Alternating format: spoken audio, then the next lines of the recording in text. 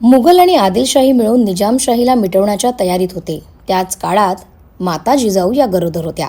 निजामशाहीचे मुख्य आधारस्तंभ म्हणून राजा शहाजींकडे पाहिले जात होते. या काळात पत्नीला सुरक्षित करून आपल्या कामगिरीवर जाण्याचे शहाजींनी ठरवले. परंतु सुरक्षित असे पुण्यात ठिकाण कोणते, तर त्यांच्यापुढे शिवनेरी किल्ल्याचे नाव आले.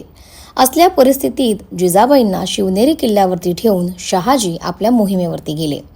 शिवनेरी हा पुणे जिल्ह्यातील जुन्नर जवळील किल्ला. शिवाजी महाराजांची जन्मभूमी म्हणून हा किल्ला ओळखला जातो.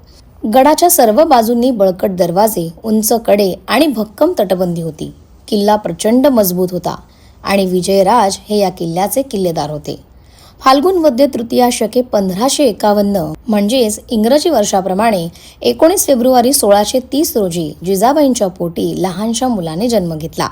गडावरती शिवाई देवीचं मंदिर आणि किल्ला शिवनेरी असल्यामुळे या मुलाचे नाव शिवाजी असं ठेवण्यात आलं.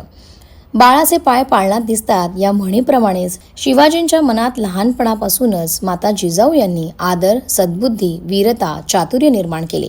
जिजाबाई त्यांना रामायण आणि महाभारताच्या गोष्टी देखील सांगत. ज्ञानेश्वर, नामदेव आणि एकनाथ महाराजांचे अभंग आणि कीर्तना देखील ऐकवत. लहानपणापासूनच शिवाजींनी सर्व लोकांना सन्मान अशी वागणूक दिली.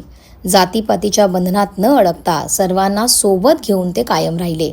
लहानपणी ते सर्वांच्या घरी जात. इतकंच काय तर ते मावळ्यांसोबत देखील राहत.